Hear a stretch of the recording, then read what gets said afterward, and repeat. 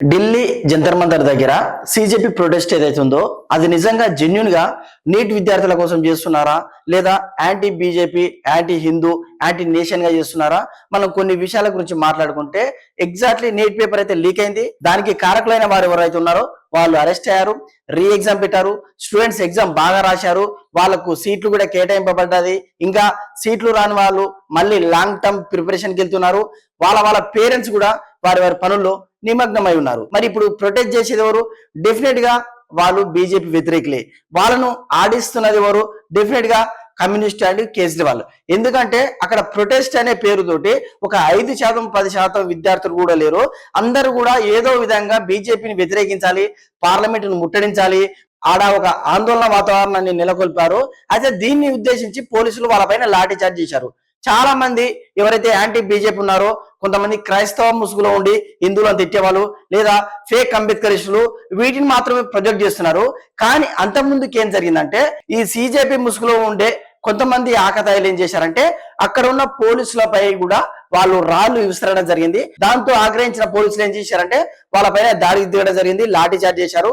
మనం అఫీషియల్ గా చూసుకున్నా కూడా పార్లమెంటు పైన పార్లమెంట్ సెషన్ జరిగే టైంలో ఏ విధంగా వీళ్ళు దాడికి పోతారు, వీళ్ళని ఎంకరేజ్ చేసింది ఎవరు, వీటన్నిటి గురించి మాట్లాడుకుందాం. ఒకసారి మీరు మాట్లాడాల్సిన సబ్జెక్ట్ ఏంది?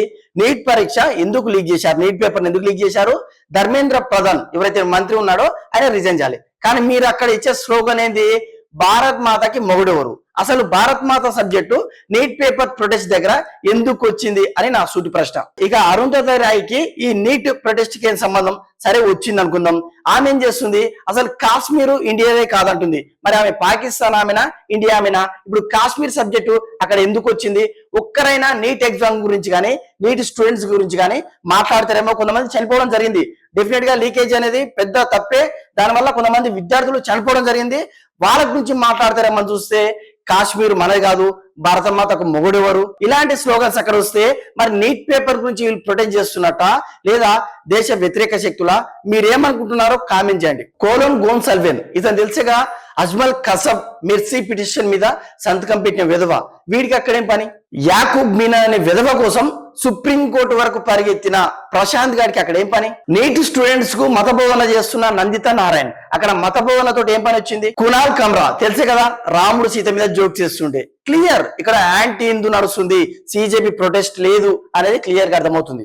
ఎప్పుడు దేశం గురించి చాలా చిన్నగా మాట్లాడుతూ పాకిస్తాన్, ఆఫ్ఘనిస్తాన్ పోడే ప్రకాష్ రాజ్ ఎవరైతే విధవ ఉన్నాడో అక్కడ ఏం పని? చాలా మంది యాంటీ హిందూ, యాంటీ బీజేపీ, క్రైస్తవ ముసుగులు ఉండేటోళ్ళు, ఫేక్ అంబేద్కరిస్టులు ఏమంటున్నారంటే చాలా మంది చిన్న పిల్లలు ఉన్నారు, ముసలోళ్ళు ఉన్నారు. నా క్వశ్చన్ అదే, చిన్న పిల్లలకు ముసలోళ్ళకి అక్కడ పనింది. మీరు నీట్ స్టూడెంట్స్ పార్టిసిపేట్ చేసిరంటారు, మళ్ళీ లాఠీ చార్జ్ చేసినాక చిన్న పిల్లలు ముసలోళ్ళు ఉన్నట్టు. మీరే ఒక ఫార్ములా మీద, మీరే ఒక స్టాండ్ మీద నిలబడండి. కేజ్రీవాల్ గారు ఇక్కడ సపోర్ట్ చేస్తున్నారు కదా, మంచిదే. నీట్ స్టూడెంట్స్ కు అండగా వచ్చినందుకు కేజ్రీవాల్ కు హ్యాట్స్ ఆఫ్ చెప్పాలి. కానీ అదే కేజ్రీవాల్ ప్రభుత్వం ఉన్న పంజాబ్ లో రైతులు ఆందోళన చేస్తుంటే పోలీసులు వాళ్ళని ఏ విధంగా కొడుతున్నారు? వాళ్ళు చేసేది ఏంది? మా పంటకు కనీసం మద్దతు ధర ఇవ్వండి అండ్ రుణం ఏదైతే ఇచ్చారో దాన్ని మాఫీ చేయండి అని.